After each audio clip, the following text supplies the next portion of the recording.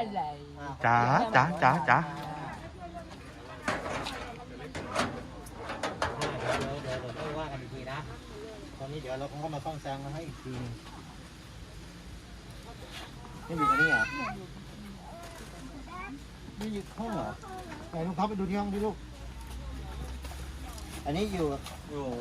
ลูกนี่เหรอ โอ้โหนี่ดู นี่เรานอนนี่เหรอ นี่เขาอยู่กับแฟน อันนี้อยู่กับแฟนเรา ใช่แต่ว่าแฟนเขาไม่อยู่ โอ้นี่เขาอยู่กับแฟนเขาอีกหลังหนึ่ง แฟนนอนครับ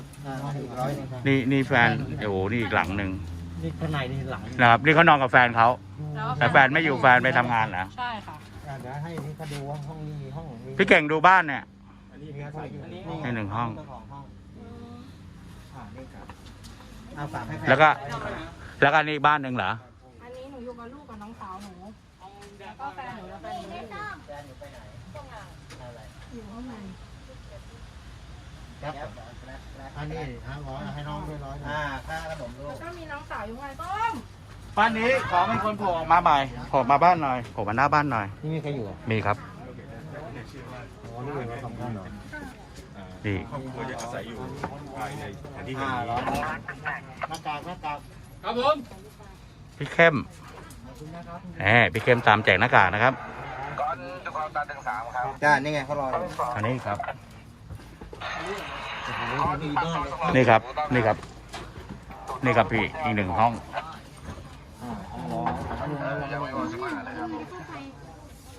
นี่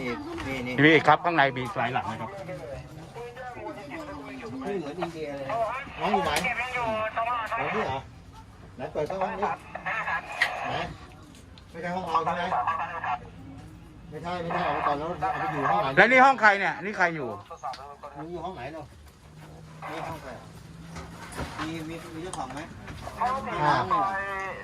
ตายายอยู่ใครยายอยู่ใครครับ ก่อนหนึ่งต้องตัด1 3 10แล้ว10ครับ ดีครับ นี่ครับ แล้วข้างสุดซอยมีอีกหลังครับ นี่มีอีกห้องหนึ่ง อีก2 หลัง ไหนลูกสาว นู้นหลังหนึ่งแล้วก็นี้หลังหนึ่ง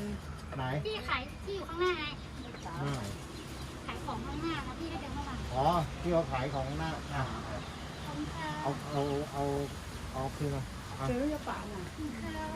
อันนี้ นี่ ไม่มีมา นี่ เลยค่ะ นี่อยู่กับ 3 คน เดี๋ยวไปไทยโอ้โห เนี่ยครับซอกสุดท้ายเลยบ้านอีก2 หลังข้างใน นี่ใช่ไหม อันนี้เขามีครอบครัวอันนั้นมี2 หลังอันนี้แฟน ไม่เราคือเจ้าของห้องใช่ไหมนี่เจ้าของห้องแล้วก็ให้คนอยู่กี่คน เห็นแค่วันนี้เราจะได้เห็นเกี่ยว ฝา กับ กให้ เรื่อง คน นี้จริง ละ100เป็น700นี่บ้านนี้ ๆที่เดินเข้ามา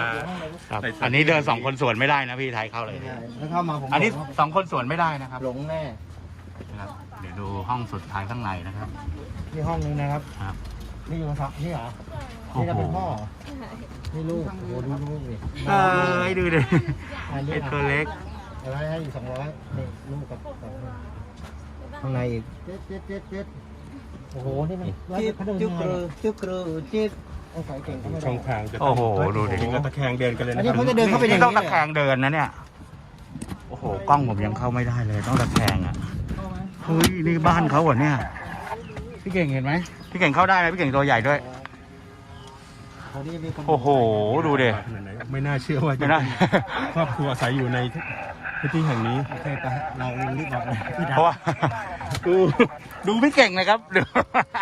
ดูครับ โอ้โหนะครับ แต่เขาต้องเข้าออกกันอยู่ทุกวันนะครับ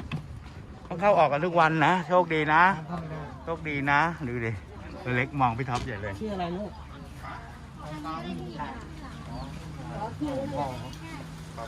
โอ้โห ทางนี้ไหมพี่ เดินสะดวกก่อน